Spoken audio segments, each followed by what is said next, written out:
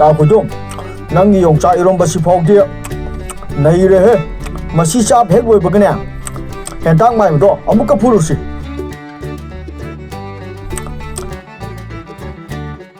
या अइनदी तोनाउसी नै थेगलमलनि हाइरगा अइ फुबगी वारी ओइना सादुना लैरेने तौरिसे तोनाउ होइ फुरमद्रसु पुपु तोंबा फाउदी फुरमबा याइना अमुक्ता येंगोखिगे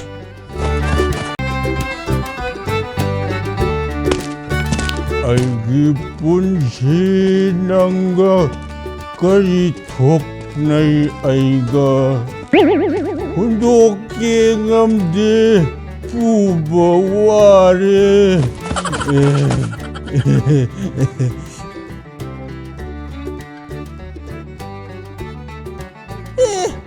मदुगी तमने लाई भोतो अइगी येंगनबा मखैदी अमत्त सोगलमद्रेदना मांगोंदा अइने सिनगिबा थबक अमत्त पांथोगलमद्रेबसे लमहेनबा तमने लाई हाइबा इंदबा तमने लाई नंग खंगनी नंग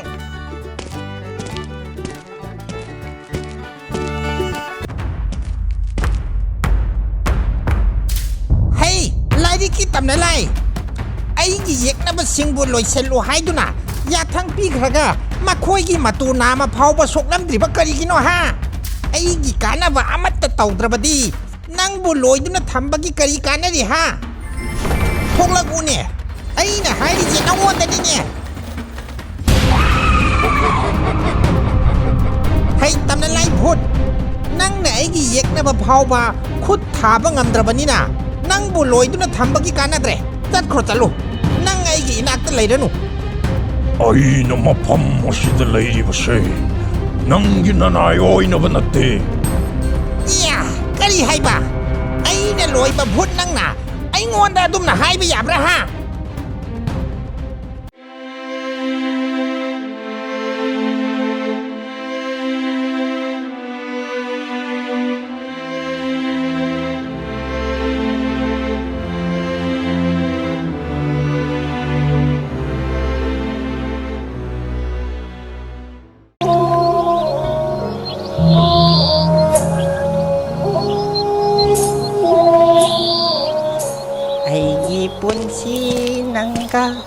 करी थोपनै अइगा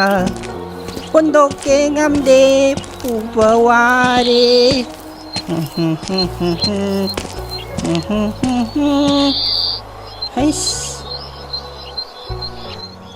अइसे चाकसु यामना लामेने चानबसु अमत्ता पुरक्ते सिदी सना ओइरा मालिने ओथोकनासु फजरेदा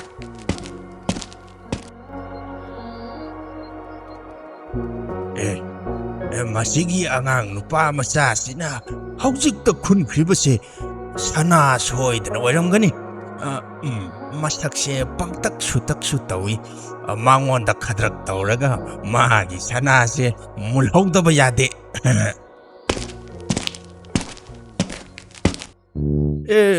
इबुंगो हौजिकता नंगना खुनख्रिबा सनादु चाबसु याबा नत्तेदो नंगोंदा करिसु कानारोय अदुना अइंगोंद पिरो नंगी चाक लांबदो फनबा हई हेक्लगा चारो अइ नंगना हई हेक्नबा थांग अमु पिरगे होइने जुमिने सिगी सनासिदी चाबसु यारोय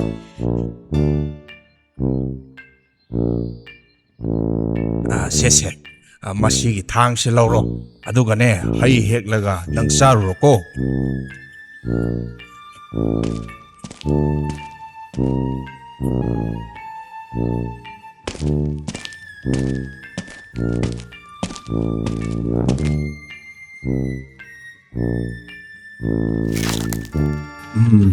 Masidi ay daw yare hey apang manupa masa matingnaruduna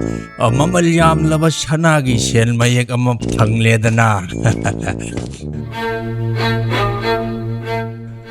ay gi paksi asida mamalyam labas hanalupa mayam mayawi haibase ay natana atay kanasu khangba natedo Nanggi paksi duda mamalyam labas sana lupa mayawi haibasi ay loy na kang ꯃꯁꯤꯗꯤ ꯍꯨꯔꯥꯟꯕꯅꯤꯗꯅ ꯑꯩ ꯆꯦꯜꯍꯧꯔꯒꯦ ꯍꯦ ꯉꯥꯏꯈꯣ ꯍꯦ ꯉꯥꯏꯈꯣ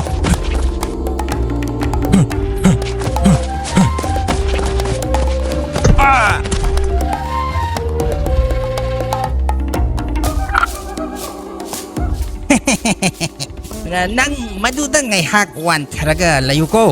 ꯑꯩ ꯅꯪꯒꯤ ꯁꯅꯥ ꯌꯥꯎꯕ ꯄꯥꯛꯁꯤ ꯑꯁꯤ ꯄꯨꯔꯦꯍꯦ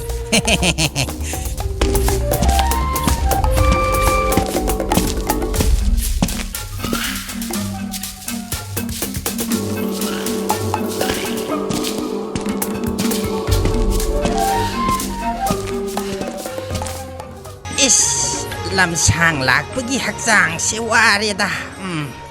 masigi thaibong pambi makhong sida ngaihak potha khige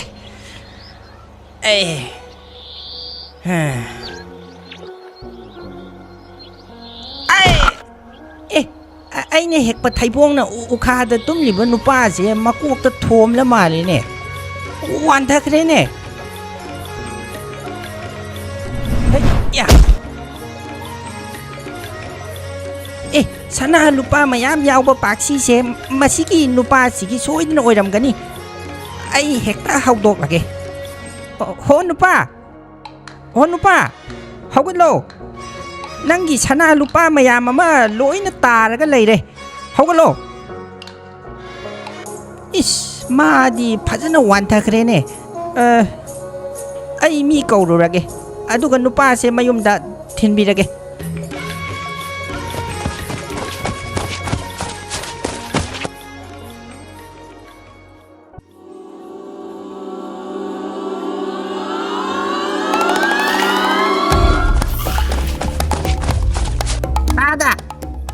tada ada nupa ama wantharaga taduna lehore magi manakta mamal yamlaba sana lupa kharasu taraga lehore lao amukta mateng tawbiyo tada ha kari haiba mamal yamlaba sana lupa mayam ama taraga lehore haiba lao chalaga yenglurase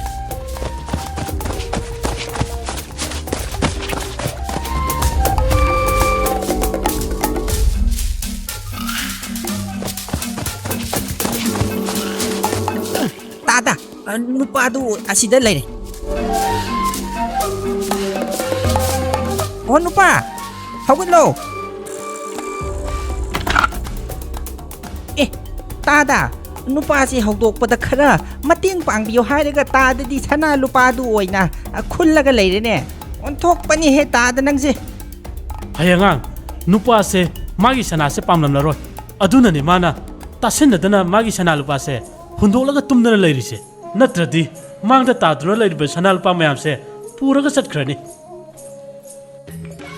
hoine adu se chummine ko kana de anga masige sana se mapuna su pambidrabani na hundokpa pamui aduna ai oina pokrage ko hoida mapuna su pambidraba sana lupa singse kaidawna doino phare phare tada nang oina pujakhro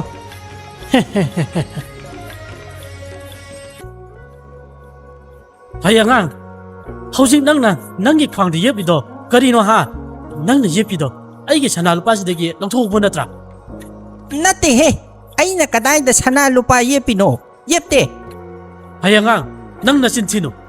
nangna hojik yepido aigi sana ne kadai aigi sana du hojibo puthoro natradi nang soidna chai charani aina sana yepte hairaga tu sidi sana nate sidi aigi thangni mana parisidi thangni na magi se ai hatki hari malene ibungo se nangi sana se pandre nang longzaro ai chale he nupa se aingonda sana lupa mayam se piram laga chen khrene hoida mana pamdrabanina ai noi ni yumda purage